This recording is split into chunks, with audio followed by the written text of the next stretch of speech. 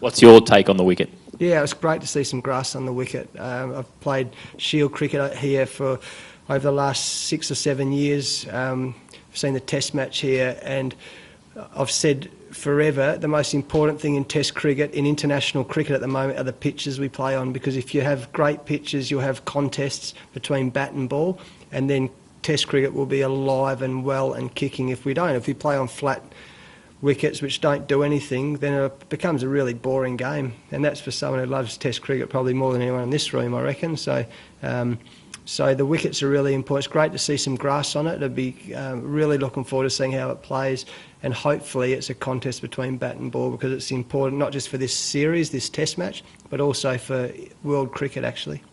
Yeah, that's the truth. I mean, we look at that in a perfectly balanced side. You've got someone who can bowl some overs, so Mitch becomes an attractive commodity on a wicket, unlike probably Adelaide and Perth, which has been, we've known would be an even contest actually. So this one, although it looks like there's some grass on the wicket, there's a bit of moisture in it, we also know the history of it. So our fast bowlers have been lucky. We've bowled less overs than the Indian bowlers at the moment, particularly Bumrah, and that's an important part of the series.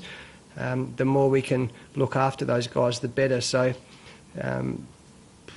it'll come down to that decision. You're spot on. We haven't made that decision yet, though. I hope he gets him out 11 times in the next... It's 11 by the end of this series, because we know Virat's... I mean, he's at another level. The way that 100 in the first innings, that is an unbelievable Test match innings. So he's a great player. The great bowlers, so to answer the second part of your question, the great bowlers get out the great batsmen. That's why they're great. It's the same as the great players stand up under pressure. We've seen it with Virat, especially in that first innings. I mean, that's why they're called great players. It's actually the message I sent to the boys at the end of day 3, I reckon, the first test. They're great players for a reason, because they stand up under pressure. He does that. Nathan Lyon's doing it at the moment. This is a massive series. He's standing up for us. So he's turned into he is literally I mentioned, well, he's a world-class bowler, and it's great to have him in there. And the other thing about him is there's some real confidence about him. He's talking in the change room. He's showing great leadership. He hasn't got a title at the moment, but shows great leadership. And his fielding, he's like a gazelle in the field. So, he's nice and fit. He's playing well. He seems really settled off the field, and he's having a big impact on this series, isn't he?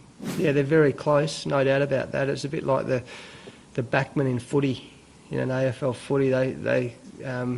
They're a really closely knit group, and they all of them admit at the moment they haven't quite nailed it yet this series. So that's exciting. I think you saw it in the Ashes last year, where there was times where they were all over England because they functioned so well. Nathan Lyon is literally world class the way he's going about his business. He's been so good to have in the team.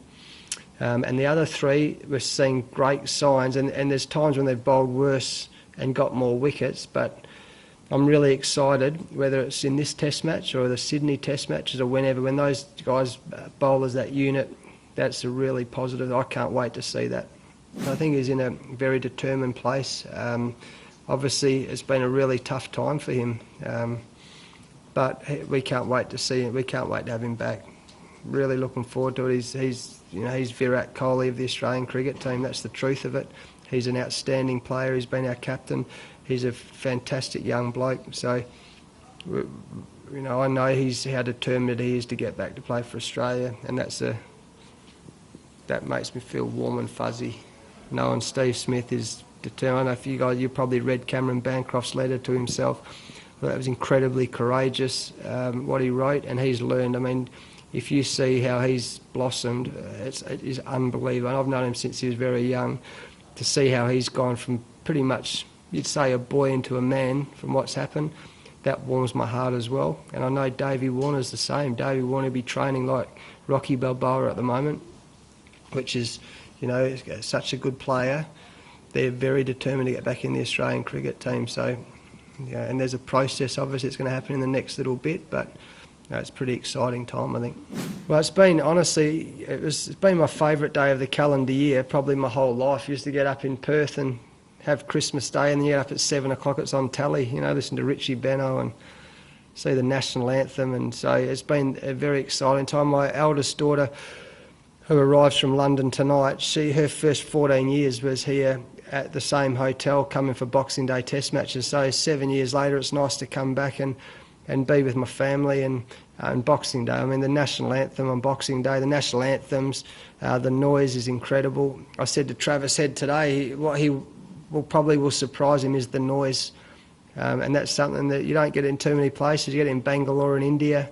I've seen it at Eden Gardens in Calcutta. But first day Boxing Day, just this noise, it's unbelievable, and that's exciting. Smell of the grass sounds a bit sad as well, but actually the smell of the grass Boxing Day, then the national anthem, and then the noise, and then cricket. Oh, it's a great day. Don't forget to like, share, subscribe, and leave your comments in the comment section below. Click on the bell icon for notifications.